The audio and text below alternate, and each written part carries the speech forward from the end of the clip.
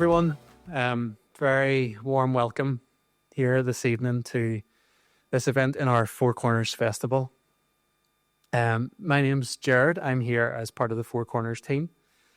And I just want to welcome you to our venue here this evening. And I hope and we hope that there are people here from all corners of the city. That really is one of the big aims of our festival.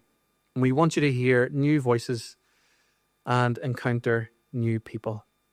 So let's just, before we begin, I wonder if, by show of hands, you can tell us if you're here from the north of the city, from North Belfast. Nice, oh, good representation there. South, great. East and west. Good, oh, a nice spread. And anybody here from outside of Belfast? Good. Some from very far away, I know as well. Thank you. I have a little bit of housekeeping on behalf of St Mary's College here. So there are no fire alarm tests planned over the course of the event. So if we do hear a fire alarm, we should evacuate immediately. And the exit doors are the two doors that people were coming in by. You see them signposted, the two exit signs there and there. You just head straight down either corridor and that leads you out. This year's festival theme is home with a question mark. And if you've been to some of our other events this week, you will have seen that theme discussed and played out in different ways. One of those ways that we've been, one of those events that we've been doing really is a Peacemaker's Loom at 2 Royal Avenue. So I wonder, can we get a wee update on how that's going? It's been there all week and people have been adding to it as the week has gone on. There we go. It's looking good. So if you want to contribute to that, it's still there. You can just walk in off the street and contribute to our Peacemaker's Loom. We're really delighted to be here in St Mary's University College this evening and to have with us our panel that I'm going to allow Will Leitch to introduce later on. But as a prelude to our panel discussion tonight, we're going to first be treated to a specially adapted version of John Paul Lederach's drama based on Psalm 85. So I really want to wish you a very pleasant evening, and I'm going to hand over to Diane Holt for the drama.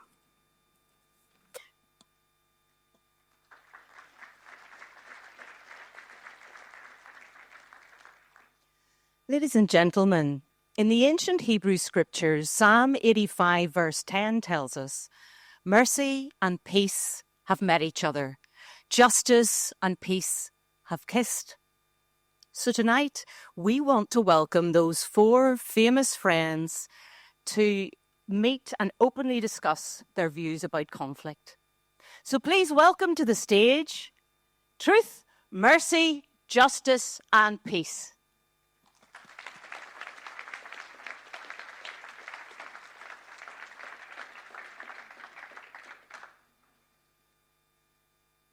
Welcome to all of you, and thank you for giving of your time to be with us here this evening. We want to hear directly from you the concerns that you have in the midst of conflict and in its wake. Truth, would you like to lead off? Thanks. Do you mind if I stand? Oh no, whatever you're comfortable with. Go ahead. Let's be honest, the truth isn't often comfortable. I sometimes see myself as a light that is there so that others can see, bringing out into the open what really happened. And, as the Bible says, people sometimes prefer darkness to light.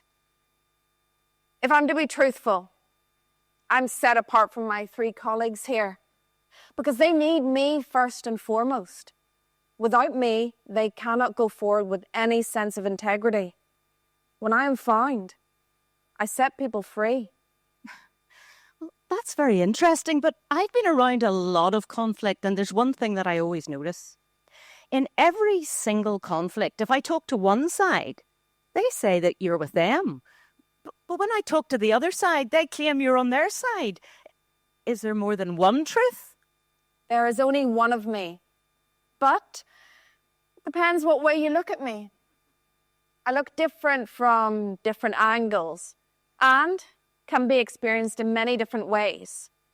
But everyone knows me, and I'm there in every community. But nobody owns me. Nobody has a monopoly of me. Well, if that's true, and finding you is so difficult, why are you so hard to find? I can only be found where the search is genuine and authentic. I can only be fully known when each person shares with others what they know of me, and when everyone respects everyone else's perspective. Well, if we are being truthful, which of these three friends do you fear the most? Truthfully, I fear him. Mercy? Why? Sadly, in his haste to heal, he tends to cover my light and cloud my clarity. He forgets that forgiveness is our child and not his alone. Oh, Mercy, I'm sure you've something to say about that. What are your concerns in the midst of conflict? I have to be careful what I say. After all, I am Mercy. I am the means of new beginnings. I am concerned with people and their relationships. Acceptance, compassion, support, and gentleness are my co-workers. I know the frailty of the human condition. Who among them is perfect? It is all very well for you to say that truth is like a light bringing clarity, but what happens when it blinds and burns? What freedom is there without life and relationships? Forgiveness is indeed our child. But she was born to bring healing, not to rub salt into gaping wounds caused by truth pulling the scabs off old scars, pointing out people's imperfections and weaknesses.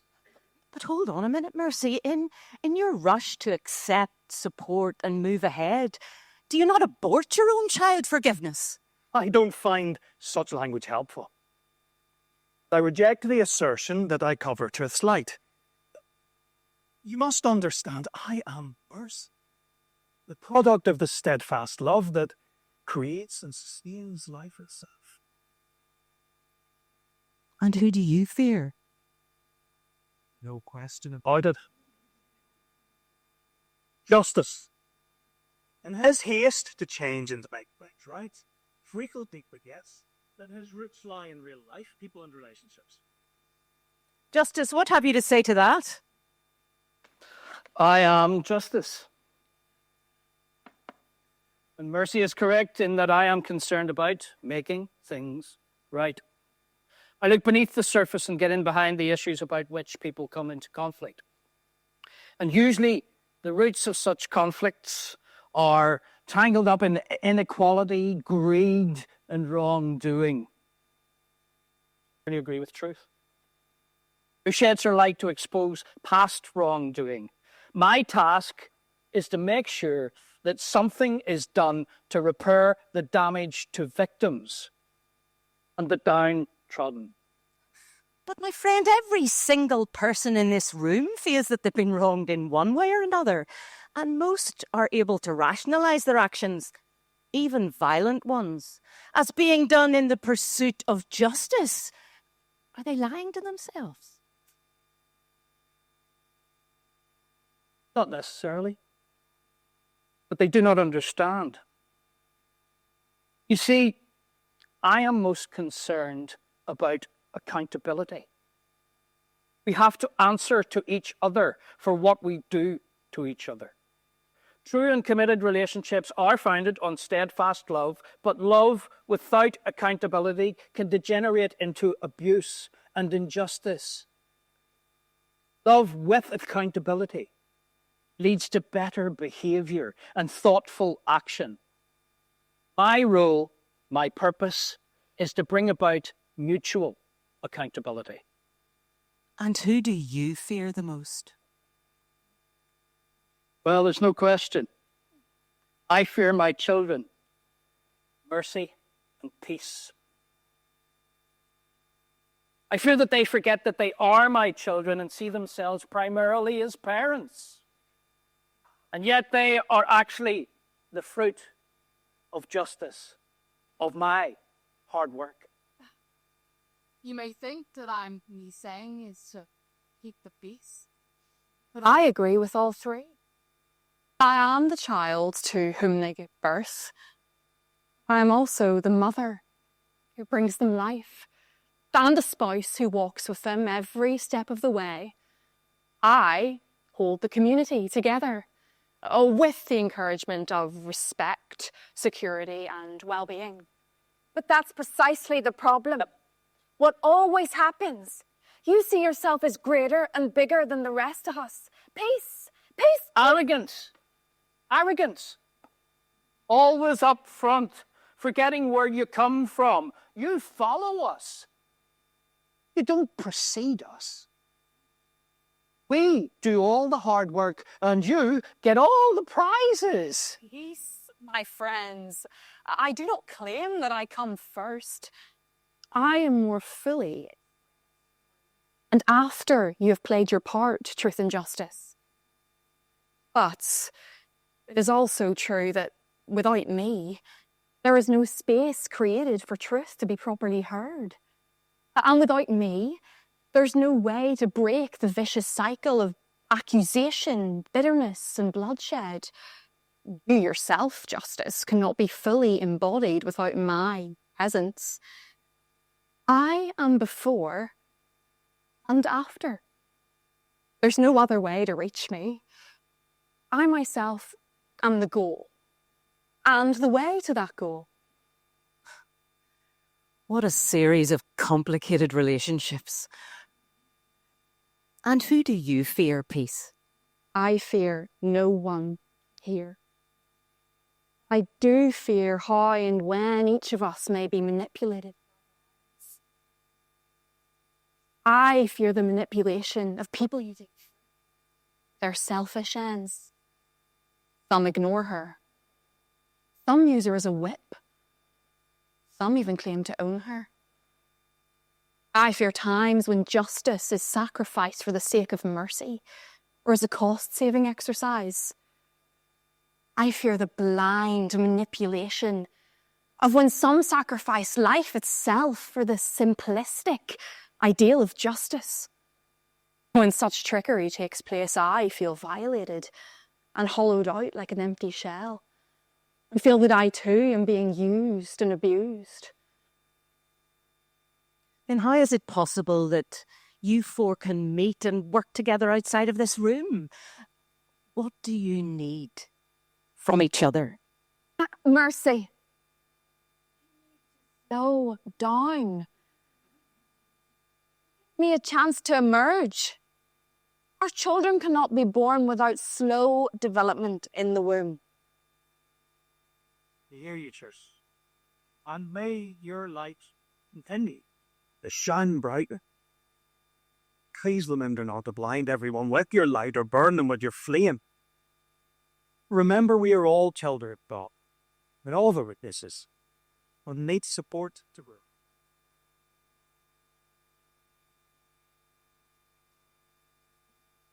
I have been partly reassured by your words, Peace. I need a clear statement that you will allow space for accountability. Remember when the prophet Micah said of us, love mercy and do justice. Peace. Must allow room for me. We need each other. I am there to prevent you falling into bitterness and rage that produces no good. I provide the soil for you to grow. And what is this place called where you can stand together? This is the place called reconciliation.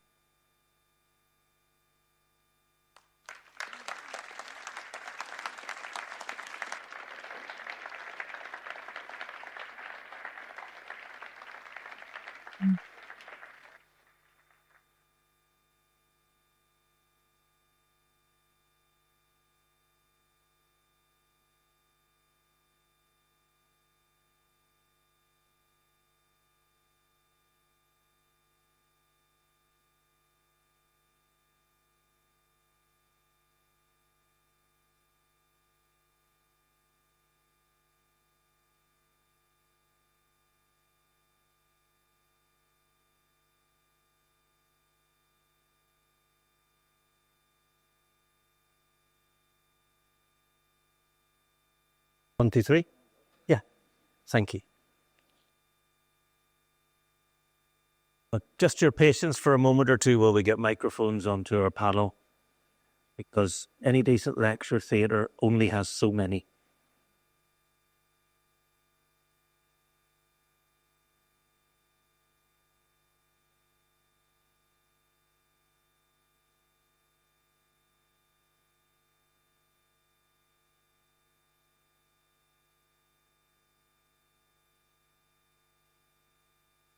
Well, thank you to the drama team. Thank you for applauding them, because that reassured them terribly. Thank you for that drama reflecting on, and I wrote this down, lots of different things, and I panicked that we weren't hearing reconciliation right till the very end. It's the very last word. Let me introduce myself. My name is Will Leitch. I'm a journalist and broadcaster, and now trainee podcaster. I've been doing it for 18 months. Some of you might remember that when I appeared on the radio or the TV, it was for the BBC. That's all behind me now. But I'm your chairperson for this conversation. We've called it, Can We Bring Reconciliation Home? Tie in with the festival theme of home. And I want to just make you think and remember for a moment, because I've seen that happen tonight already. It's 27 years in April since the Good Friday Belfast Agreement was agreed, was signed. On a sleety, cold, damp Good Friday, the deal was done. If we address myself to the over 35s, can everybody or anybody remember where they were when that happened? Yeses, nods, yes. We had people on the panel who were agreeing. We had one very young journalist who was standing outside freezing in the sleet, working for 5 Live, who went and stood behind Tom Coulter doing his 6 o'clock news on BBC One item, because that way my wife could tell I was all right. And she was nursing an infant daughter. He's now 27. That's the length of time we're talking about. Let's say hello to our panellists. I've got them in the wrong order now, wouldn't you just know it? But we'll go as I've written it. Professor Monica McWilliams, academic, peace activist, formerly in politics with the Women's Coalition, involved in those negotiations all that time ago. Dr. Nicola Brady beside me here, highly respected for her interchurch work and peace building, previously with the Irish Council of Churches and now Churches Together, Britain and Ireland. Davy Adams, the far end commentator, political thinker, now a community worker, previously UDA in politics with the UDP in those early ceasefire negotiations 30 years ago and then Stormont. Sean Spike Murray, local boy, Irish Republican, former IRA member, community worker, peace builder, a man whose son once told me after 100 days in court he was sick of the sight of me, but he was only slagging. I've told everybody except Spike that we're going to do this, so I'll come to you last, Spike, because that way we can reduce the amount of panic on your face. But we'll go to Davy at the far end. The drama you've just watched, what struck you? Mike working okay? Yeah, it is. Yeah. I thought it was wonderful, actually. I really did. I was very impressed by it. And I loved that reconciliation was mentioned at the last. And what struck me about it was, and it reminded me very much of what I'm very conscious of all the time, is that we always used to tie peace and reconciliation together sort of as the one terminology, as if reconciliation followed naturally from peace. It doesn't. Peace lays the groundwork for reconciliation. It's once you have the peace, once you have the violence stopped, and in our case, a political settlement, that's when the hard work begins. And we'll get into it later, but I think an awful lot of that hard work has been avoided by an awful lot of people in important positions, and it's been left to courageous, very courageous people within communities, often on peace lines, often putting themselves in danger to work constantly towards reconciliation. And their work can often be if not totally undone, damaged by some politician or other, playing down to the very worst stereotype of a community. But we'll get into all that later. But I was very, very impressed with the drama there. Excellent stuff. Monica.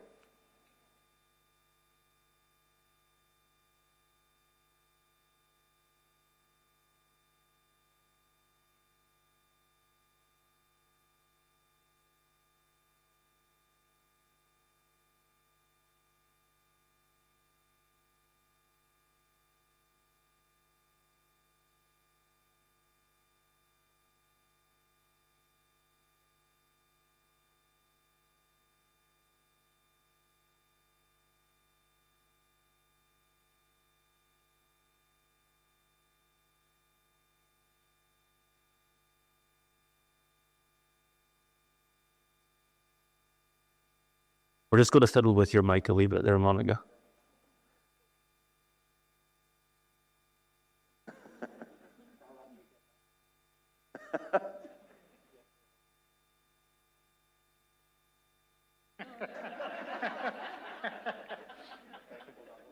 Technology, Maya. It's not mute now, is it? Let him push a fader virtually, and we'll see. Give us a wee few words there. Okay, now there you go. That's lovely.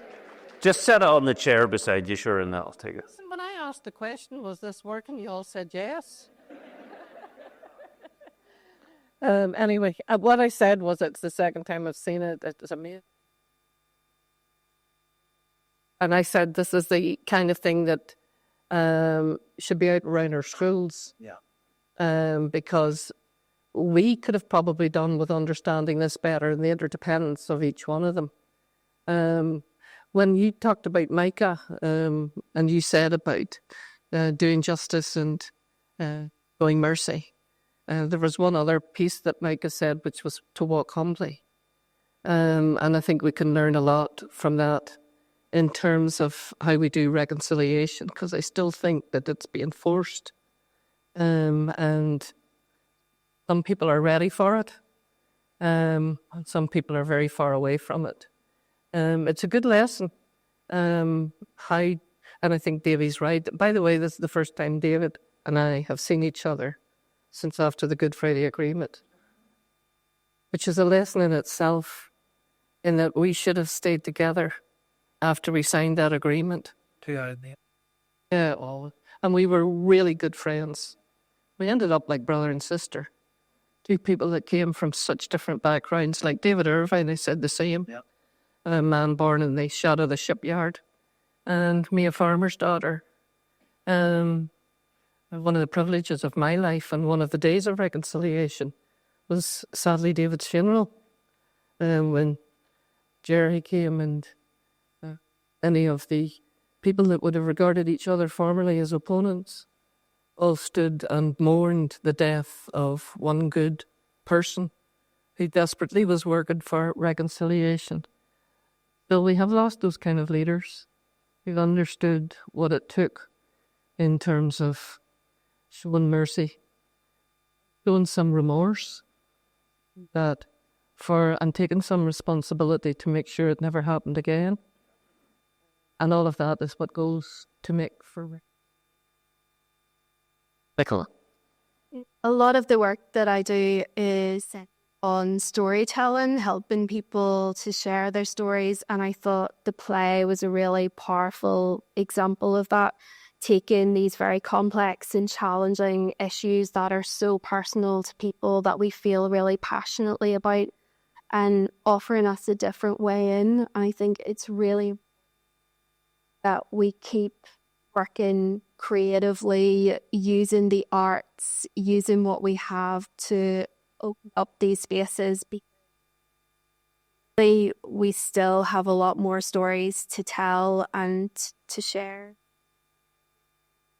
Work of reconciliation. A time to think, Spike. Yeah.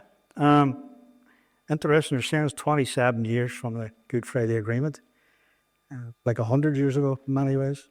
I think it's a very interesting way of getting your message across. Looking around the hall tonight, it's great to see such a large attendance.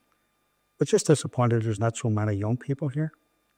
And I think that's a generation that we need to have that engagement with. And I think the drama, the way of getting the message across to young people, because if we put on a sort of a talk tonight, it's not very attractive for young people. Go to a talk and some old cultures like ourselves, having a conversation. But it dealt with all the key concepts that we are dealing with on a daily basis. If you think back to 27 years ago, on the back of the ceasefires, you finally got a political agreement. It gave us the political architecture to both stop the conflict and to put in place democratic institutions. And as Davy said there, that's when the hard work really started. And that work continues on a daily basis. Because you can't take our peace for granted, imperfect as it is. But you just oppose the quality of life now that we're having, and our children and our grandchildren having, compared to what our generation had to live through. Makes it all worthwhile. And I think that's one of the key motivating factors for me. I don't want that visited on my children or my grandchildren, or indeed my great-grandchildren, although I have none yet. I have 11 grandchildren. And I look upon them and I say, they're really blessed. I think, one of the gifts that my generation can bestow on the current generation, future generations, is peace. Big praise. Don't take it for granted. We have to work at it. And I think reconciliation, which we're going to talk about later, is a key concept that we need to discuss, because there'll be different definitions, I'm sure, in this room of reconciliation. If you took a poll and asked people to define what reconciliation was or how we go about it, I think you get fairly diverse views. So I think, first of all, we need to have an agreed understanding of what we mean by reconciliation and how we go about it. But as I said, we can deal with that later. Well, thank you, all of you. If you think about what was in the headlines way back then, and we're not going to spend the whole evening in 90... Don't worry. Sometimes it was a concept, the word was peace, and sometimes the words were it's over, weren't they? But the word reconciliation, very hard to fit across the front of a newspaper, very hard to say in a headline at the top of the hour on the radio or the TV. But here we are in 2025, no conflict, sort of. The status quo in 2025, the way things are now in terms of the reconciliation we want, is it remotely what any of you imagined back when you thought, we've done it, we've signed a deal? Davy? Is my mic working? It is. Yeah. I sort of knew, and I'm not trying to be smart arsery about it, but I knew that that's when the work would begin, because we were a divided society then, and we had laid down the foundations for seeking reconciliation. But I mean, if the Good Friday Agreement was about anything, it was about the pursuit of reconciliation. All the rest were platforms, if you like, stepping stones on that road. Now, Mike says, very hard to describe reconciliation, and it is. But it's one of those where I think we know it when we see it. For me, it's about people meeting other people, and their first thought is not whether they are Protestant or Catholic, unionist or nationalist, but what sort of person they are. Where we judge others not on the colour of their skin, their religion, their politics, or whatever, but on the strength or otherwise of their character. That is reconciliation. I also think it's, to paraphrase, probably mangle and paraphrase what someone once said about democracy, it is no end point, reconciliation. It is a tender flower or a tender plant that will need constant nourishment and guardianship. But I want to say something else as well here, that we are very much in a two-tribe mentality. And if I was, say, one of our newcomers, a Muslim, a person with a brown skin or black skin, I would have in the back of my head, I hope at some point these people can find their common ground, but I hope then they don't start finding a common enemy, which will likely be the likes of me. We have to start thinking in terms of all of our people, irrespective of religion, colour of skin, or whatever. That's reconciliation and protecting our minorities, particular eye on protecting our minorities. We really do. And reconciliation for me is about within Northern Ireland, most especially, of course, but between Northern Ireland and the people of the Republic. Because I worked in the Republic for 15 years now. I sort of say that and people get the impression that I left the family for 15 years and all that. I didn't. When I wasn't overseas working, I was based in Dunleary and I would be home for a day and a half each weekend to see George. And I worked with people from every part of Ireland, from every social and economic background.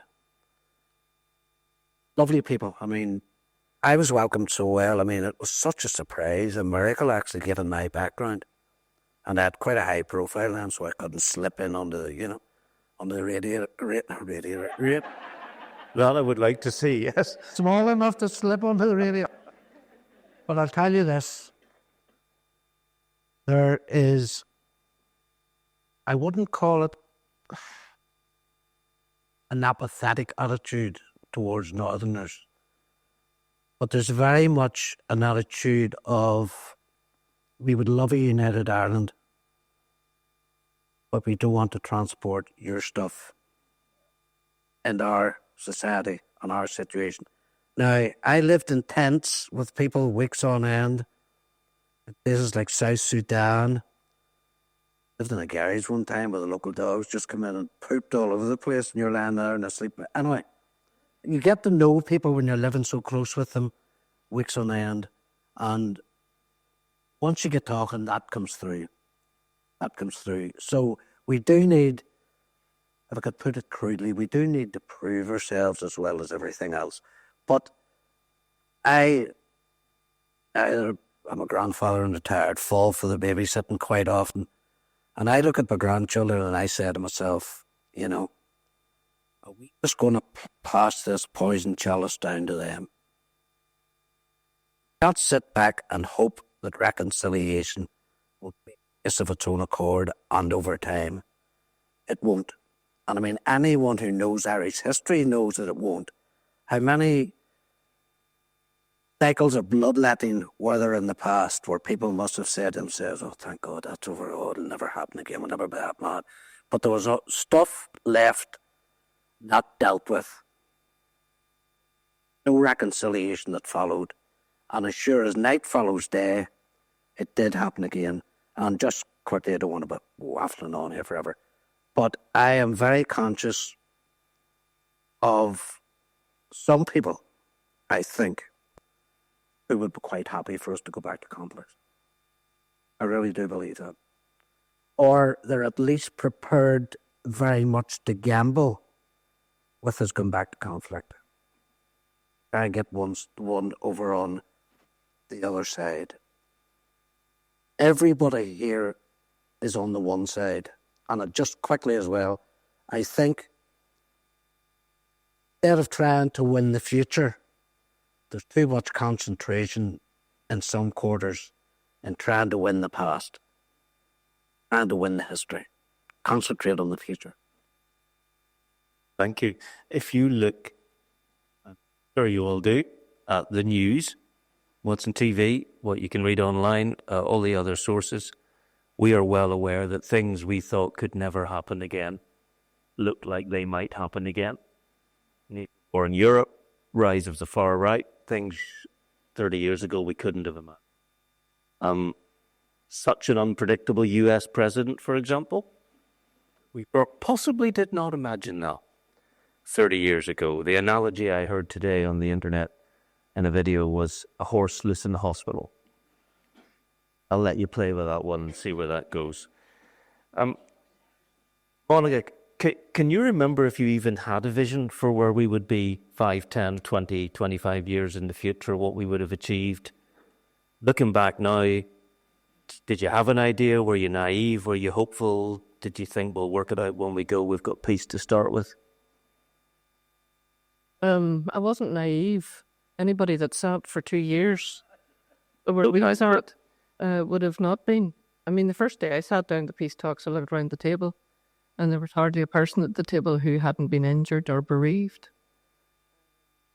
People who had lost loved ones and friends like myself and others. And I thought, this is going to be something. And almost for 2 years, we vented our hurt and our harm and our anger. We only got down to business, really, in the last, from a few weeks before Easter, but we prepared. And I say this to other people in other conflict situations, prepare, especially in Syria, where I just come back from southern Turkey, where you never know where that constitutional moment will come. And we didn't. But it didn't stop us from absolutely working night and day to make it happen. Because we were invested in it. We had come through, as Spike and Davy and let's put it this way now. Are you disappointed now that we're not further on? Oh, there are days, of course, when I am disappointed and despair, because I'm involved and currently in the commission. Who would have thought that 26 years later on the Independent Reporting Commission for the disbandment of paramilitaries? I signed up for 6 months and I've been there 8 years. This is my last month, I hope. But then circumstances came in from stage left. Brexit, we couldn't have anticipated that, and set us back. And Davy's now saying that there are concerns about the future, and let's face it, there are. We are facing the issue of constitutional change in the agreement. I believe that what the principles we set down in that agreement were good.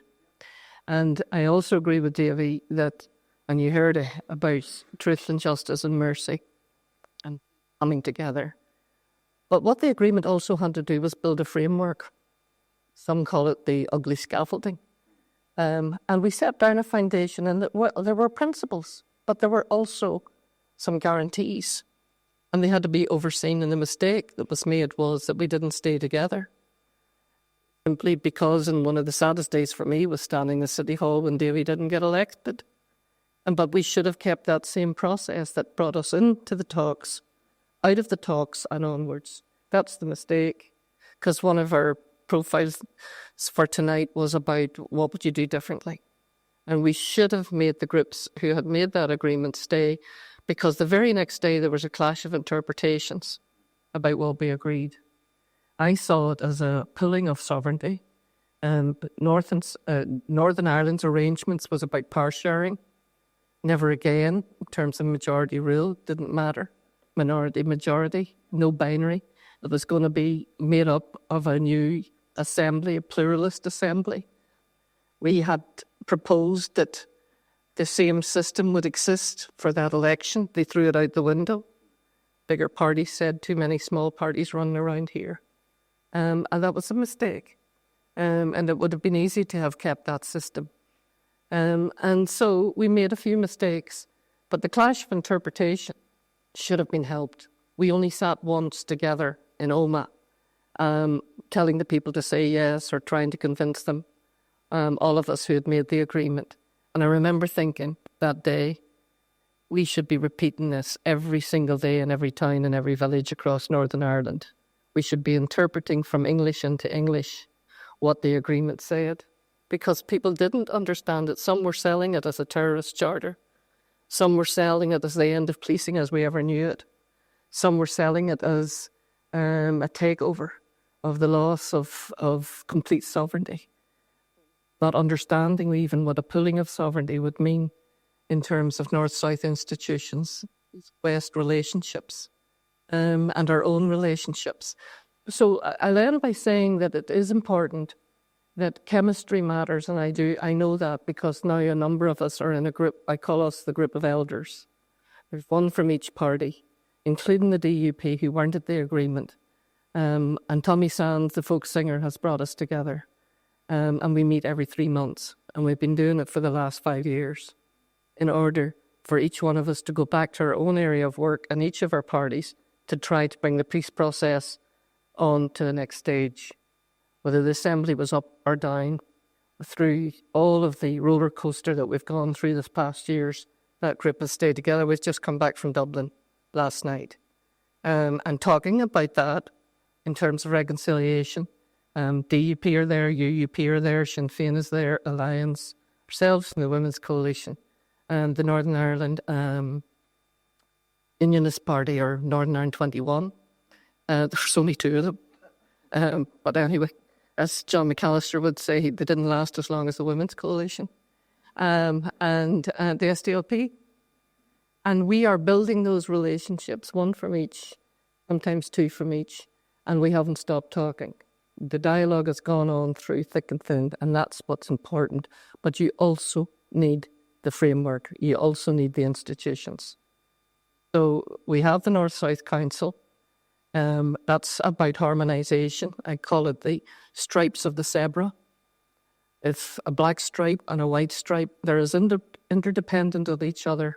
Where did the words interdependence go when we had Brexit and the East-West relationships? So we're back again, having to look at what the next stage will bring. And those of us who went through that 26 years ago know that it will take more negotiations, more dialogue, but most importantly, unlike Brexit, it will take preparation. And the good thing yesterday that I really came home on the train and thought about was listening to the Arians group, which is a group of academics and experts and different people looking at what will be needed so that we don't do what they did in Brexit, was asked to people who hadn't a clue the day before to go into a polling booth and tick a box the next day. Was they were presenting us with evidence yesterday and facts. And it was really important that we were hearing that. And the unknowns, because there's loads of people still in both North and South who wouldn't have a clue about what they're going to be voting for. So that's where I come from. And I think the agreement set that foundation. It built the institutions. Some of them are working very well. Others could be working in a far more robust manner. But I can see from the people that have supported this tonight, and one of them is together building a united community. I think that we should be in Northern Ireland working on that day and daily. And so it's to our executive, it's our power sharing, and most importantly, to our civic society.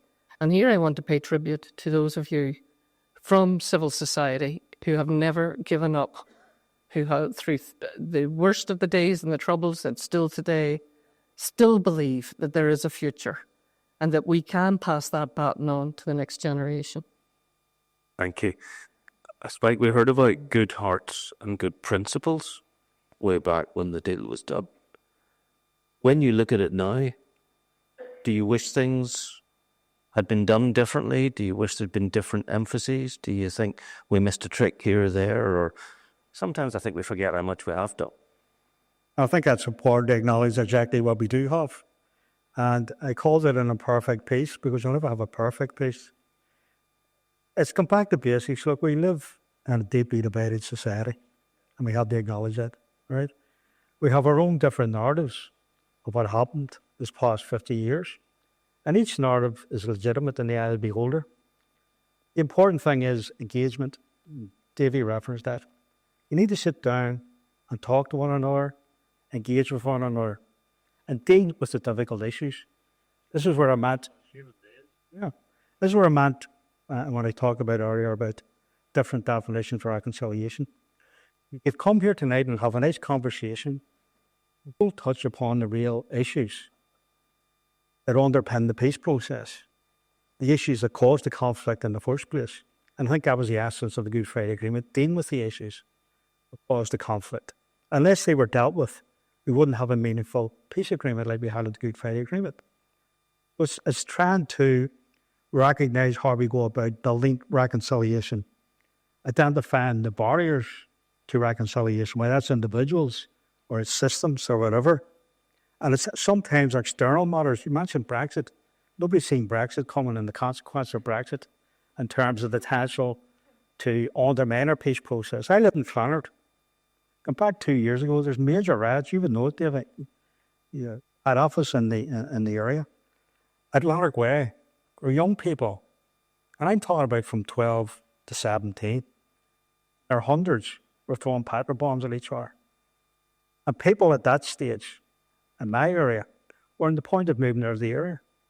Because in their psyche from what happened 50 years ago in nearby Bombay Street, they were saying, are we going to be revisited again in terms of what happened 50 years ago? And it really brings it home to the essence and the importance of protecting our peace process. It's our peace process, but we have to work at it. And the way to work at it is through reconciliation, sitting down and having those engagements, which are challenging. Make no mistake about it, they're challenging if we're dealing with the right issues. But they're vital, they're important, unless we have those engagements. And those engagements can be at a structured level or it could be an informal level. And Davy were out for a Christmas dinner. Very nice dinner too, Davy, by the way. I see you didn't pay for your share of it anyhow. But, you know, it's informal as well as the formal stuff. And it's a combination of those. You know, we're neighbours. We have to live in this little piece of land together. Our choices are, do we fight each other for another 50 years, or can we sit down and reconcile our differences and agree basic democratic principles? And that's, I think, the importance of going back to the Good Friday Agreement, because it gives us the architecture to move forward in a peaceful and democratic way. It dealt with the issues around identity, etc., constitutional change, right? But we have to learn the lessons from Brexit. People have to know what they're voting for. Can anyone in this room tell me that people really knew what they were voting for when they were voting for Brexit, especially across the water? The issues were immigration, etc. It wasn't about Brexit. People didn't understand that. This is why it's important to, at a structural level, can we have the conversations in terms of what do we mean by a new Ireland? And that's everyone. Everyone needs to play their part in those discussions. You know, start off with a blank page. What type of education system we want for our children and our grandchildren? What type of health system? If you look at the health system we have now, you know, it's really scary when we look around. And that's North and South in relation to it. And if we're talking about reconciliation, it's not only reconciliation within the North, it's also between the North and the South. We've all different lived experience of what happened here. And if we're looking at the South, you know, was there a reconciliation process after the Civil War? We were still dealing with Civil War politics in the South for many years.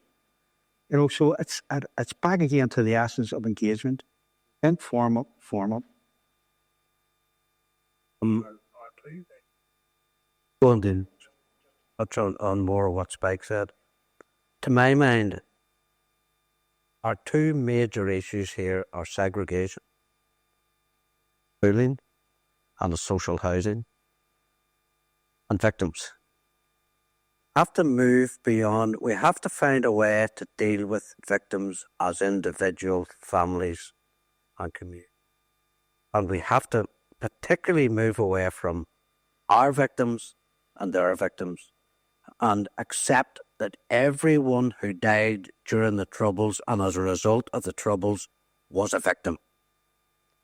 And the idea that, well, we are all to some extent victims.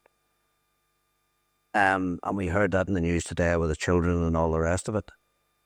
But there is a sort of a hierarchy. I mean, you can't compare our position, any of us, with the position of families who have never had a night's sleep for decades.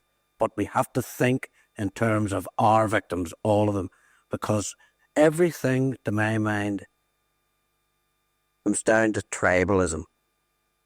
Our victims are our victims. I think it's an absolute disgrace, to be quite honest.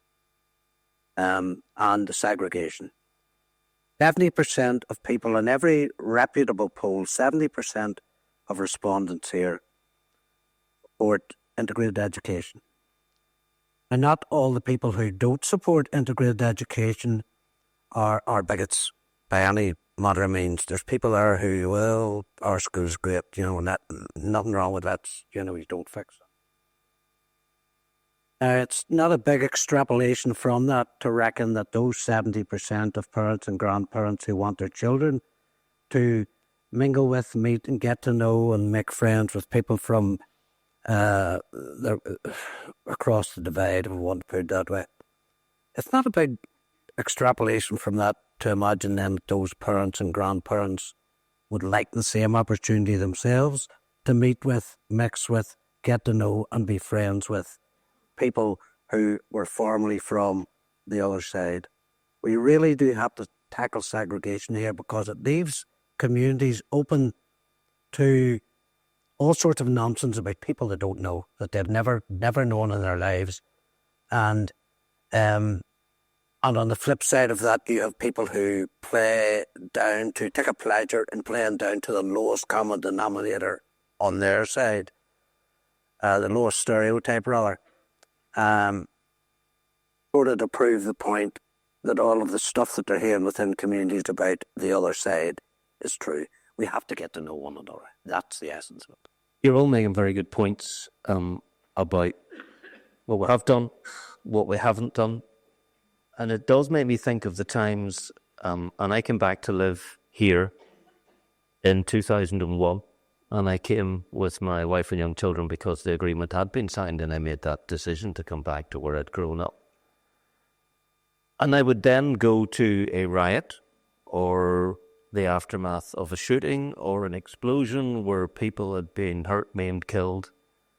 And if my excellent network colleagues weren't available, I would get a phone call, and it would be from, and excuse me for generalizing, but it would be from Tarquin on the Today programme, or it would be The World Tonight, and I would get a call from Tilly or Millie or Philly or Athena or whatever. And they would say, "What's happened? Can you tell us about it?" I thought all this stuff was over. It was always, "I thought you didn't do this anymore." It was always that phrase, "I thought you guys didn't do this anymore." Nicola, what part can churches play, he says, throwing an impossible question out, to sort all this out? And then we'll write it down tonight and take it away with us.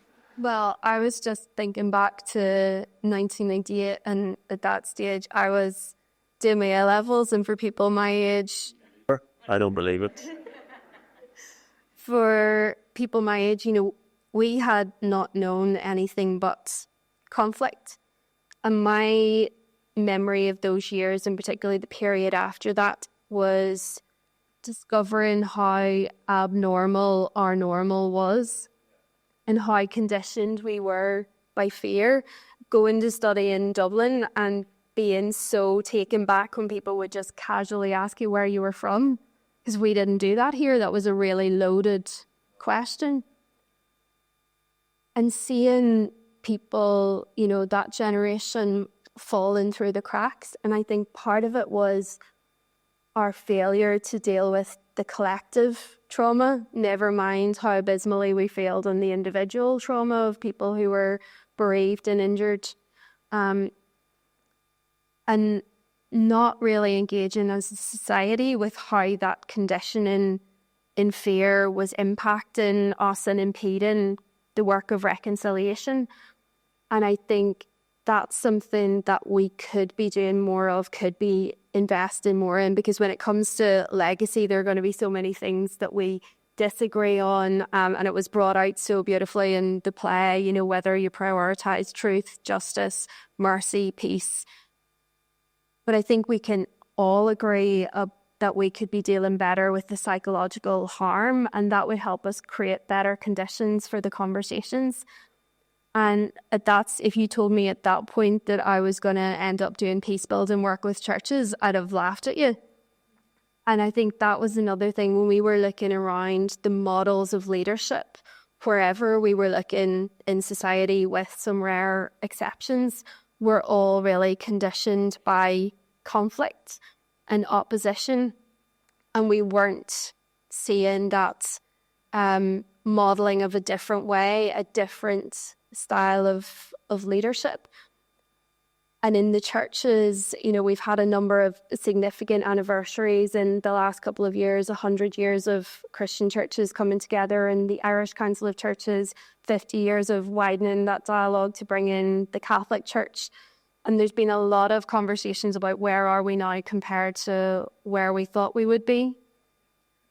And the realization that people are coming to is that churches certainly have a role to play, and it's the role of the wounded healer by being honest about those failings in leadership, being honest about the failure to speak about reconciliation, to really model togetherness, and the things that make for peace for the wider society. But that being honest in that acknowledgement, we can help create the spaces where we're having those better conversations about what needs to happen for reconciliation now. I think that's a really important point, and I'm loath to ask the question, what would each of you do first to take us on from where we are now, because each of you is doing plenty already, not least the fact that you're here discussing this tonight. Monica, what would you like to see wider society grasp and focus on, as others are clearly already trying to do? Question you've asked about the churches. Let me talk about the four corners. And on and off and on and off. It's a really good example of what we should be doing and doing more of. I remember in John Dunlop was here bringing the church leaders to meet with us during the peace negotiation. And I thought it was a really powerful thing to do. And at times when we were in really serious trouble, hearing the voices of church leaders speaking out.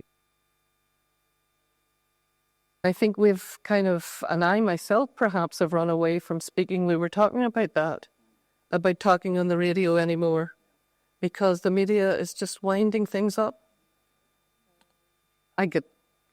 Let's talk about him, Stephen Nolan. I mean, has that been helpful to our peace process? We're going to try switching to a different mic. Okay. That's better. I feel like a country and western singer now. That's the last thing we do tonight. Take me back.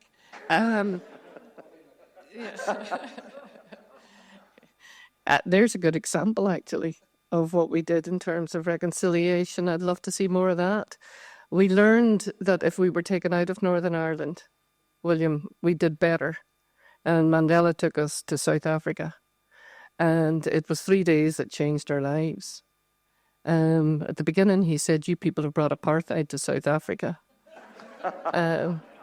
There was two of everything, 2 canteens, 2 sets. They had to create 2 sets of men's toilets because all hell broke loose in one of the toilets, which gives you an idea. And I said to her, shame if we don't go away from here thinking about reconciliation, about if you have made this huge transition, then we need to do it too. And so I've learned from other international conflicts. And I think it's great that people are coming to Northern Ireland to see both our ulcers as well as the things that we're doing well. And that's what I'm doing now, is doing a lot of work. I'll be in Warsaw next week working with Ukrainian women, senior women in Zelensky's party, but the other parties who are going to have to seriously think, as we did, about negotiations. Do you remember how bad that word was when we started? Nobody wanted to even think about sitting together with people who had done such harm. And it's the only way forward. So that's another message that I would say. It's a hard one for those currently facing what they're facing between Ukrainians and Russians. And they're tough, but it's good that many of us have lent ourselves and our experiences to the other situations voluntarily. And I've been in the same situation as David with going to South Sudan with Trokra, and I'm now volunteering with Concern. And every time I come back, I bring more back with me in terms of justice, peace, mercy, and truth, in terms of how desperate their situations have been, and yet somehow they're managing to come through it, trying to make a better society. So we have a lot of work to do, William. It's an unfinished business, as you heard, and to give dignity to people at the minute who are struggling. If you are going to have a more egalitarian society, you also have to have people believing in that society. And I worry a great deal. We were talking tonight about the cost of living and things going through the roof and the amount of poverty. And it's sad to see that we have 14 times more poverty in Northern Ireland than the Republic of Ireland. When we were at the peace talks, it was the other way around. It just shows you how things can change. So all of that is in our basket, and all of that is what we're still working at. I'll probably be pushing up the daisies, maybe by the time I finish this piece of work on ending paramilitarism. But that's what I have been focusing on for the last while. And if you're asking me what is some of the big issues that we're looking at, if we want investment here, if we want prosperity here, if we want drugs taken out of our communities, if we want the coercive control lifted from our communities, you need to get paramilitaries to move off. And then put clear blue water between those who are the gangsters and the traffickers and those who say they're serious about keeping this peace process. And we need to do it in this year or the next few years when there are no elections in Britain, in Northern Ireland or in the Republic. And we need all of them to come together to make that decision. So that's where I'm working at it. And now whether I'll see the light of day in terms of the work that we've invested in it for the last number of years, I don't know. And that makes me question sometimes what I'm doing. Because I really do not know if people are telling me that what we heard tonight, the truth. And that's a serious issue. That's a big question, because for 35 years I've asked people questions, they've answered them, and I've often wondered, am I getting the truth or not? And on occasions I definitely, looking back, presented things. When I look back now, I realise what I'd been told wasn't true, but I accepted it for what it was. You talked there about change, and in the last 3 weeks in the bits and bobs of journalism I do now, I've met someone who came to this country from a war zone and applied for asylum, and within a matter of months the Home Office said, you better stay here because you wouldn't be safe back in your home country. And I said, you're in the UK now, but why stay in Belfast? And she said, because I sense that you understand something of conflict. And I said, we do not know a war like you knew, and never did. But she sensed that we knew something of conflict. And one of the other stories I've heard in the last 3 weeks of is a young Eastern European woman who was trafficked here and was rescued and is now building a new life with her mother and her 2 children, having been protected from the people who were using her. And those were things we did not think of coming into our equations way back when in 98. So the world is changing around us. Spike, what would you do first? What would you wish everybody else would do first? You do the engagement. I know you want everybody else to, but what else would you love to see? Oh, it's looking at reconciliation as a concept. And for me, it's multi-layered. It starts with the self. Yeah, I reconcile myself, living within a divided society and recognizing there are other perspectives out there, there are other narratives out there. And how do I deal with that? Davy mentioned the scourge of sectarianism. Am I prepared to challenge sectarianism and all of its manifestations? But it's not just good enough to say, I'm anti-sectarian. What are we doing about it? Well, unless you start challenging it, and that starts with the self, because we live in a divided society where we like to acknowledge that it's probably in our DNA. Deal with yourself first before you point the finger at anyone else. Then widen that out, your family, your sort of friendship circle within your community. Because if we're talking about protecting and developing our peace process, it's not just the political parties. Grassroots level, and Davy made reference to it, many times we would go out and stand on the peace lines night after night, trying to diffuse situations. See, at present, we're dealing with young people from 12 to 17 who are causing, it's arranged fights basically, right? It's not really political in the sense what was so many years ago. And you have to sit down and analyse, why are the kids involved in? And we've tried to bring all the key agencies together, you know, the police, probation, youth justice, etc. How can we deal with these situations here? Because the danger is, you know, as we move into the summer when tensions rise, those things could take a life of their own and, you know, develop into something more serious, etc. So you're trying to nip it in the bud now. The day I was sitting down talking to people from a loyalist background, saying we're both from working class areas. Can we identify issues of common concern? One was drugs. In my own area, we lost 2 young people just before Christmas. One of them, the first time ever taken drugs, went out on their birthday to celebrate and died that night because of the drug, etc. That really caught the imagination of people within the community. So we sat down as a residents group and says, what can we do about it? And we went about in your old establishment, Spring, and brought all the agencies together and brought as many young people in as possible, along with their parents, including the PSNI, the drug squad. And they made a presentation in terms of all the drugs available. And it's scary, folks. And a lot of this stuff is coming in from the internet. You can order anything basically over the internet. It's posted into the country. And kids don't know what they're taking when they're taking a drug. People behind the drug scene are only interested in making megabucks, and they are making megabucks at the present time. When we talk to the training providers within the area, Springvale and Workforce, they were saying one of the sad things about it is a lot of kids are failed by the education system. Coming in to do vocational courses, we had to start with basic numeracy and literacy, give them vocational training, but there's no meaningful employment at the end of that process. So if someone comes along and says, here, kid, you're on the dole, I'll give you £400 a week, sell drugs. Or they become addicts themselves and they become drug dealers to feed the addiction. It's a vicious circle. So how do we create hope for the young people? And that's the point he was making about tonight. Because we can have these conversations for our generation, but we have to get through to younger generations. Because I'm sure you've done this out, David. You stood in peace lines and you watched 12-year-olds, 14-year-olds, wanting to tear each other apart. Now, these kids weren't even born during the conflict.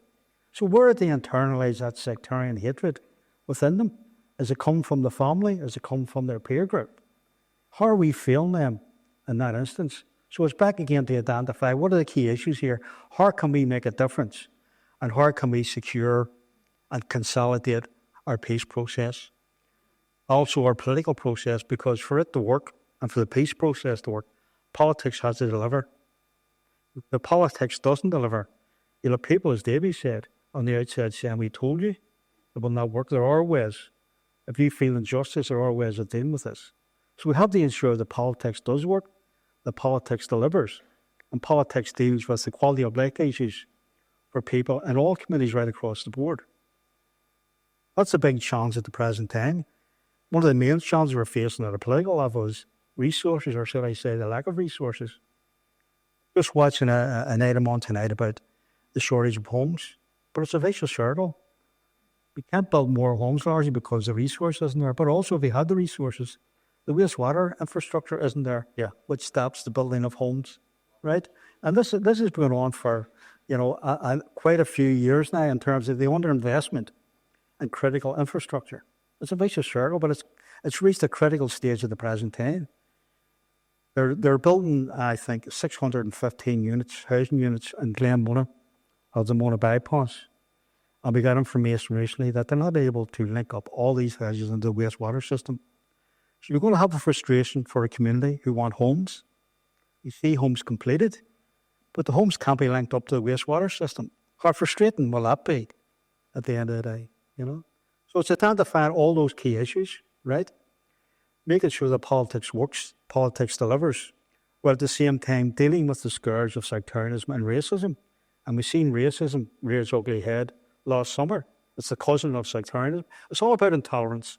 So how do we deal with intolerance, with prejudice, with bigotry? We have to challenge it. And we have to show people, especially young people, there is a different way here. That's a responsibility for the whole of society. We talked about how there was a political settlement back then. Seeing politics work is what you've just said, and I think that's the thing that people really want, Davy.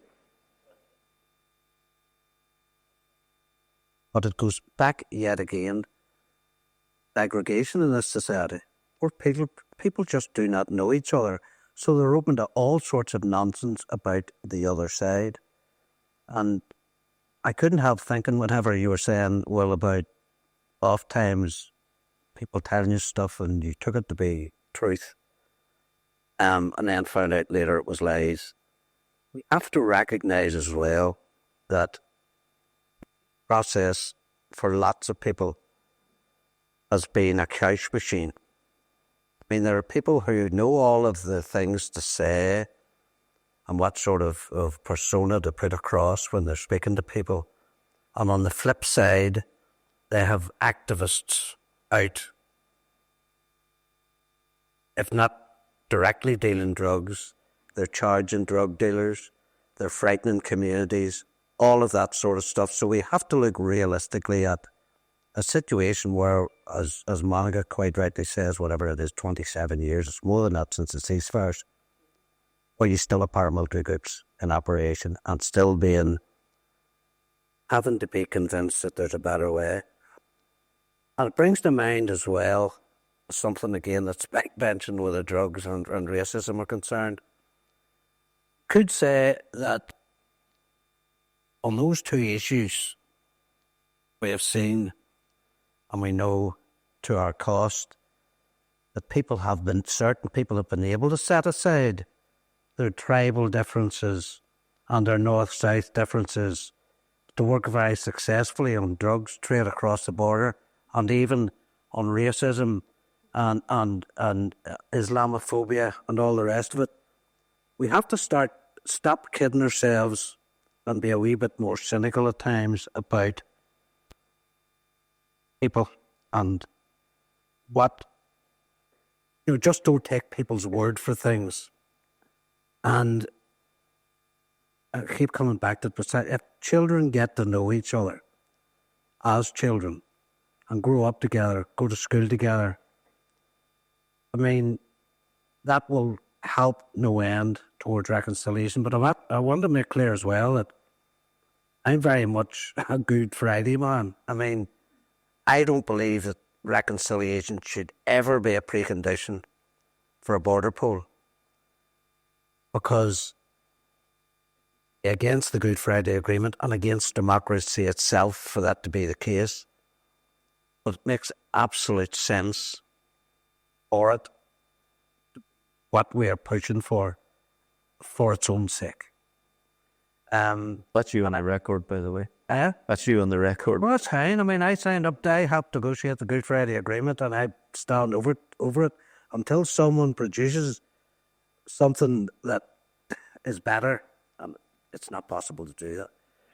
But it isn't. Think about all the people who have been anti Good Friday Agreement from the outset. Have you ever seen anything even approaching a feasible alternative? But there's something else I want to say. Now you knocked me off there, Will. It's a very old trick. I know it is. Back to what Sean was saying. I mean, if you're going to talk the talk, walk the walk. By example. That's all the best you could do, and support people who are living up to what you think people within our society, what they should be living up to. And we have to, each of us have mentioned it tangentially at least, have to stop thinking in terms of where reconciliation is concerned of just the two tribes. Have to very much include minority newcomers and people of different skin colours and people of different religions. I mean, when we talk about our people, we should mean all of our people, without exception. Horrified I had to put my microphone back on there. I used to have people for that. Very, very disappointing. Who never ceased to tell me what they thought of me getting things wrong. Needs to come in. I do want to come to Nicola right now. And believe it or not, that is where we're going to have to stop, because we've been talking for an hour. We've talked about creating hope. We've talked a lot about young people. And one of the phrases I heard this week from a youth worker was, all they know is on their phones, but not everything they need or really want. So into this environment, we have churches that are charged with their primary work, spreading their message, the message of Jesus Christ, but also being a part of their society, being involved, connecting with their communities, pastoring. And I've done a bit of work on this. How do you pastor your politicians and encourage them? Is that message understood yet in the people with whom you work and the people who come to the churches that you engage with, that we all have something we need to be doing? Some kind of action each of us needs to do. I've been supporting churches in recent years and listening to communities around threats to peace, whether that's coming from political instability, violence on the streets. And there's been a big theme that keeps coming up all the time, and it's the need for more of the kind of engagement that you were talking about, Sean, that community dialogue, but for that to be regular and structured. And it was part of the vision of the Good Friday Agreement that there would be a civic forum and more of a recognition of the place for civil society. And we haven't managed to achieve that. And community leaders are saying that too often the dialogue with politicians is only happening in the context of an emergency, and then it falls away again. And it's been one of the learnings from the church's own journey towards reconciliation, because they have invested quite heavily in these structures where senior people come together regularly, a dozen times a year. Through that regular encounter, you're building relationships. If something happens, there's tension, you know who to pick up the phone to. And we want to see that replicated more at community level. And if you had those regular structures, then you would get more of that sense of the interdependence that Monica was talking about. You would come through more clearly. But also for young people who are losing hope, because political alienation among young people, it's not just here, but globally, it's a big problem. If they saw that participation matters, if they saw politicians and other community leaders working together to solve the big challenges that we're facing, the whole community, as Davy said, everybody in the community, I think that would make such a difference. And when we listen to young people, it is really sad how many of them are losing hope and don't see the Good Friday Agreement having delivered the kind of society that they want to live in. And the issues that they're talking about are the housing, the racism. They don't see the opportunities that they need. And I think it's working with them and building that whole of society approach. And time again, people are saying at the heart of it has to be that working together with politicians and civic leaders on a basis of mutual respect, building those relationships, showing up and showing the whole of the community we're here for you. Ask it.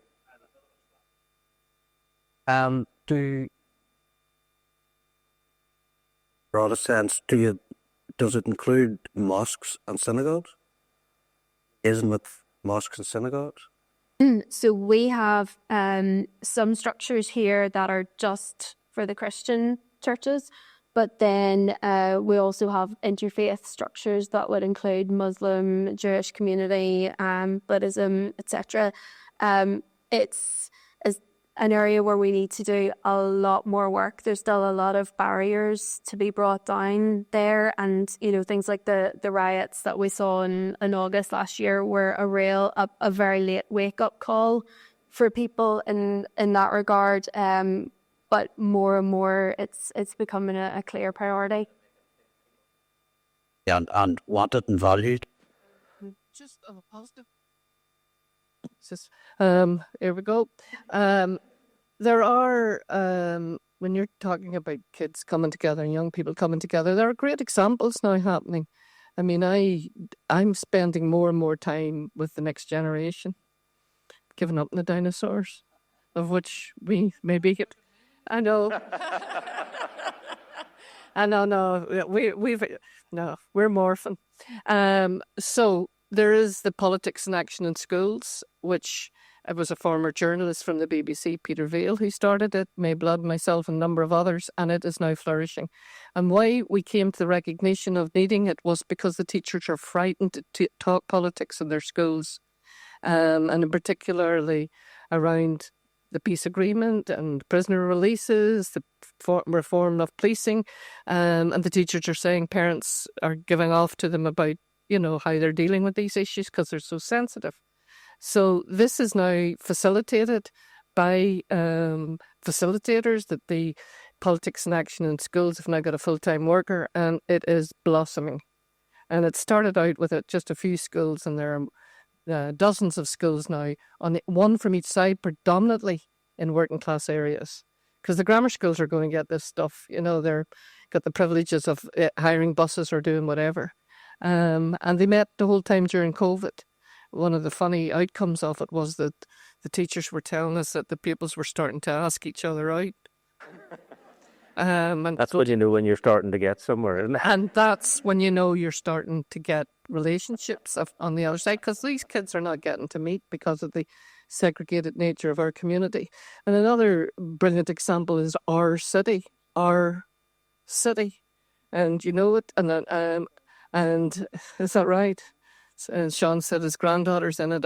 Every time I go to it and come away from it, my heart lifts. And they're taking kids off in retreats from all over tough areas, and they're talking politics.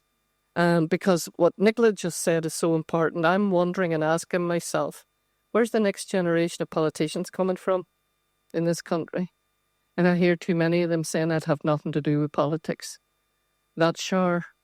If we raise generations saying that and not being animated and excited about contributing to both political education, civic education, and politics itself, then we're not building the future that we promised, never mind even a reconciled future. Monica, thank you for finishing on that really positive note. Thank you for the thoughts of all of you. We've understood that reconciliation isn't easy, but sitting up here and taking slightly rambly questions for me isn't easy. So, thanks to our panel, I'd like you to show your appreciation. So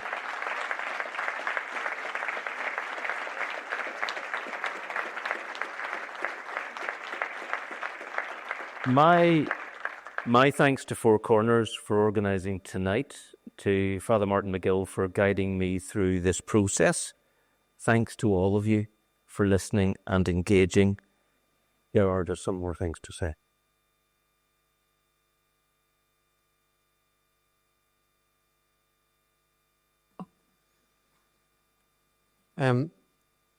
I'd just like to thank again all of our panel for sharing with us this evening, and also, to be honest, just for the work that you're continuing to do to contribute to this place that we call home. So can we show our appreciation once again to you?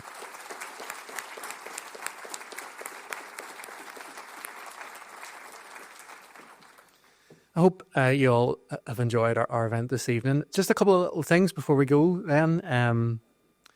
These festival events, as you're aware, are free to attend, and it's thanks to a combination of some of the funding that was mentioned earlier, but also donations from people like yourselves. So thank you if you've supported us in any way. If you enjoyed this evening's event and you're able to donate to the festival either on a monthly basis or on a one-off donation, we'd appreciate your support, and there'll be ways to do that at both exits there, as well as a little QR code that you can scan if you want to donate online. We'd also really appreciate if you could take a few minutes to fill out our online survey, which you'll also find a code for on the posters and on our website. The posters on their way out. But most importantly, I would say there are refreshments afterwards being served. Now, it is a bit of a hike, actually. I was down earlier looking for it. But it's just if you go out by this store and an immediate right, and people in the green hoodies. Green. Somebody called them blue the other day. I call them grims. I'm certain they're green. Teal. Well, don't know if we'll reconcile that one. We'd love if you can stay and join us for refreshments and continue some of maybe the conversations and thoughts that you were having as you were listening to that. So thank you very much, and thank you again to our panel. Thank you.